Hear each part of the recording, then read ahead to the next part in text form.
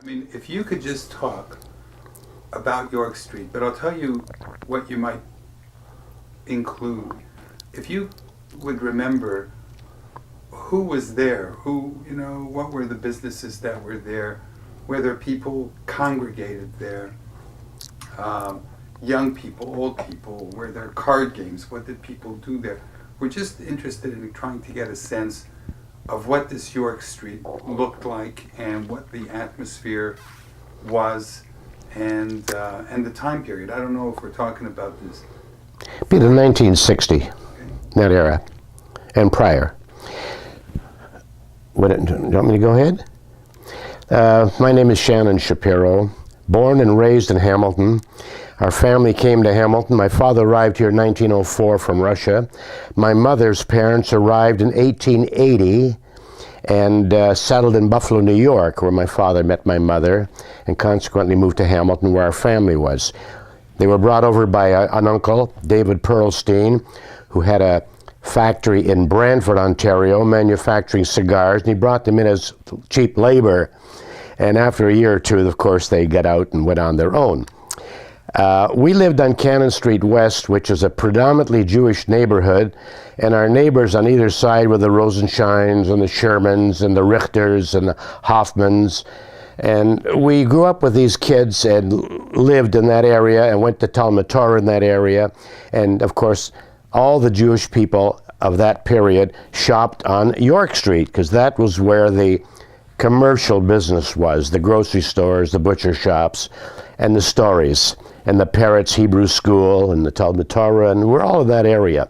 And most of these people of my generation, I am a child of a European immigrant, and most of my friends are of the same station. And we enjoyed ourselves very much growing up in that milieu. It was very, very nice, and although none of us were what you would call wealthy, we had a wealth of family and people who would come to enjoy our conversations and so on. Another thing I might mention, my mother was born in Buffalo, New York, and she was educated and could read and write, and she was a secretary. And of course, all the immigrants would bring papers from the government for her to look at and sign and so on, and she'd interpret for them and write letters. And it was our home was a mishmash of people coming and going all the time with a hot cup of tea and a piece of strudel and the odd card game. And we knew most of the Jewish community at that time. It was a very small community. However, over the years, it's grown. Now, when I came back from overseas, I applied for a job in several different different businesses and was turned down. I finally wound up on York Street and met Mr. Sam Katz, who said, yes, you can come in and work for me. At that time, I said I would like to go on the road and be a salesman. And he said, well, why don't you stay in the store for 6 months and then we'll put you on the road. 2.5 years later, I went on the road because I began to realize how little I knew.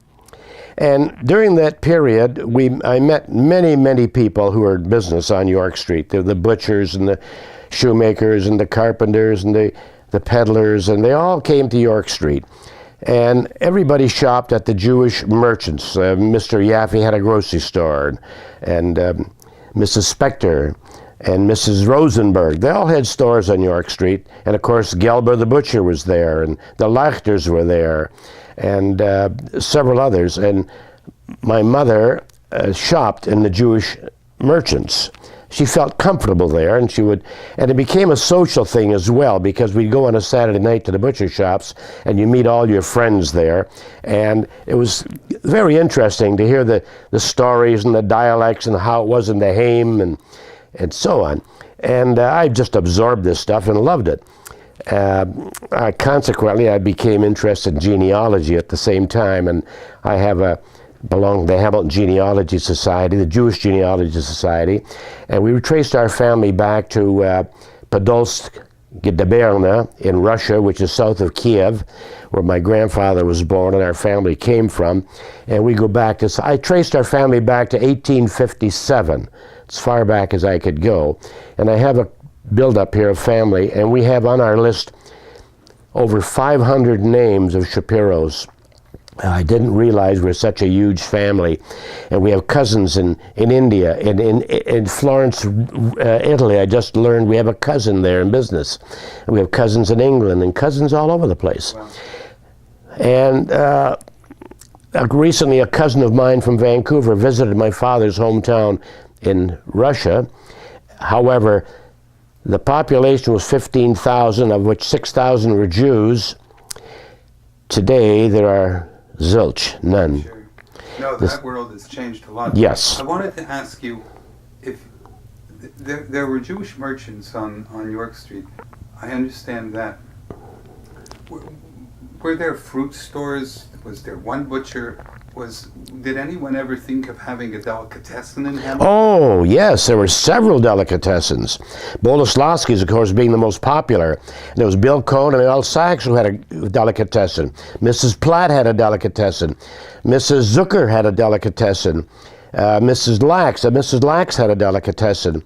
And that's what drew the people to York Street, were these delicatessens. And of course, the fruit dealers, it was Wright Fruit Company, Sam Netkin and Cy Friedman, Sam Krieger. There were many, many fruit dealers and peddlers, of course, all came to York Street of all the surrounding area. And we had a conglomerate of everything there. And it was just a wonderful time. And however, we weren't what I would say prosperous, but we were happy, very happy. And everybody was happy there and enjoyed it. And of course, we had the Parrot Shul and the Talmud Torah. That's what and I then want to ask you. Yeah. You mentioned the Talmud Torah. Can you talk about what you remember of the Talmud Torah? Oh, what was sure. that called? The Parrot School? No, the Parrots is a different group. They were a left-wing type of group. The Talmud Torah was catered to everybody, and of course there were private teachers as well. Some of the wealthier families sent their kids to private teachers, like Mr. Joshua Katz, Mr. Loomer. They were teachers that went to your home, or you went to their home. I went to Talmud Torah. My parents insisted that we have a Jewish education. My parents were Orthodox, of course. They never knew what bacon and eggs were.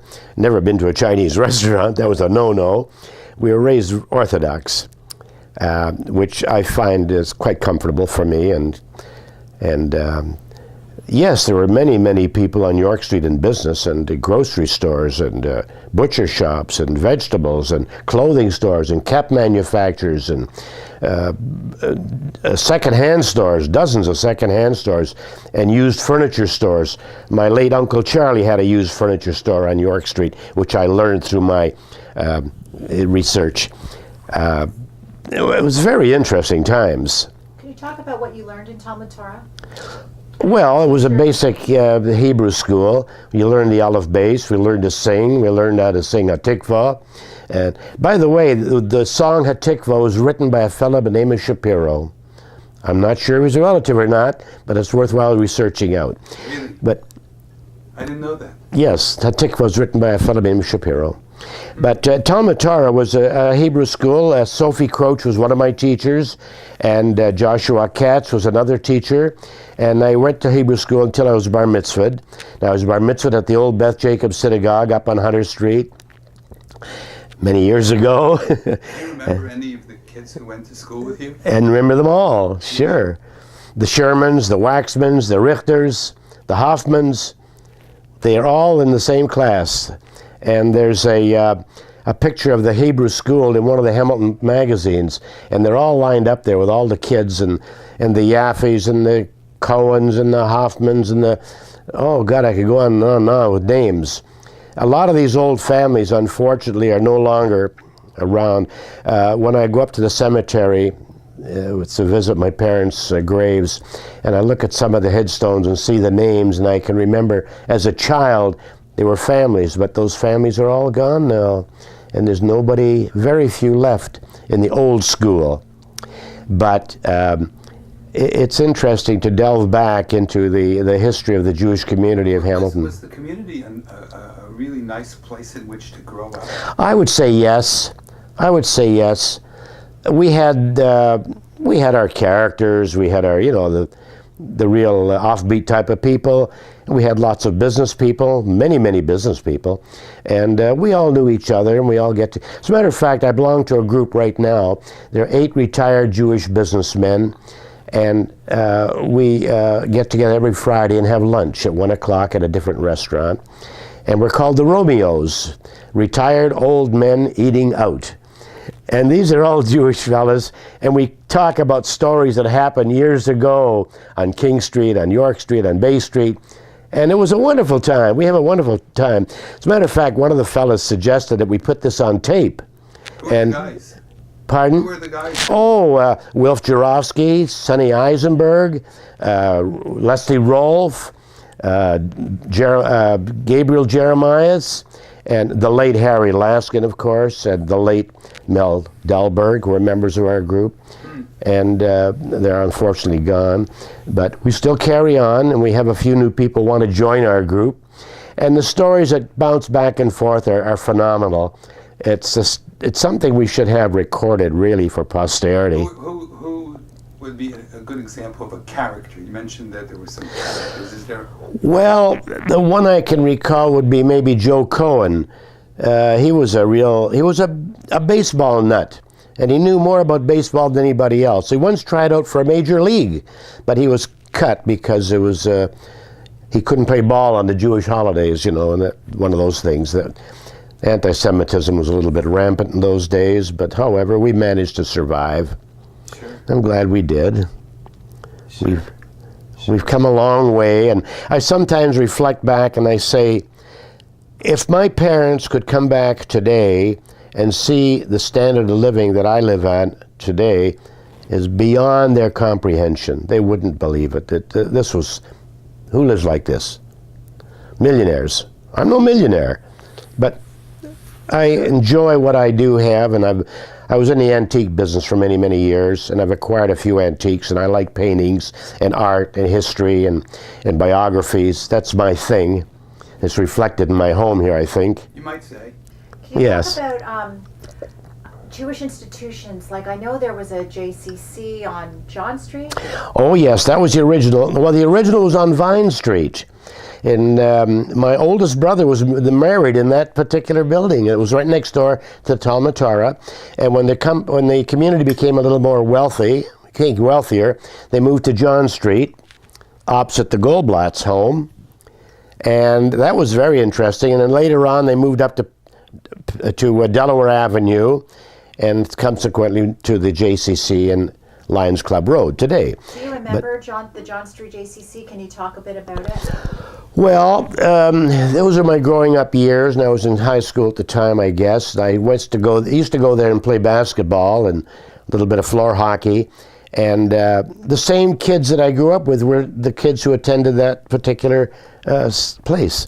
And so I think, if I remember correctly, they also had a Hebrew school there. I didn't attend it, but I think there was a learning facility of some sort. But that was, I was beyond that, you see, at that time. Where was the Talmud Torah housed in those days? Well, the Talmud Torah was on Vine Street.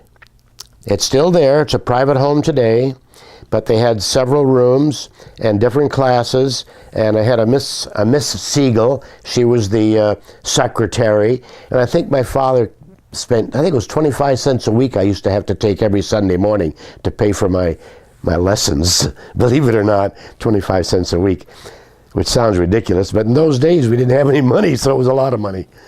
However, everybody went to Talmud Torah or had some religious training, especially those kids who grew up in Orthodox families. And it was a very nice time, as I say again. I enjoyed it very much. Beautiful. You're great. You're a wealth of information, and I would strongly encourage you and your group, Romeos, to in fact record all of those stories. Well, I can get together with Wilf Jarofsky because he's a great one, loves stories. And as a matter of fact, Wilf has a boat on the bay. He and Sonny Eisenberg have a boat on the bay. And I'm invited every Wednesday. The three of us go out on the bay, and and we talk about the old times, and we sing Yiddish songs, and you can hear us out in the middle of Lake Ontario singing our Yiddish songs, and we just love that atmosphere. It brings back memories to me. It just swells the whole afternoon.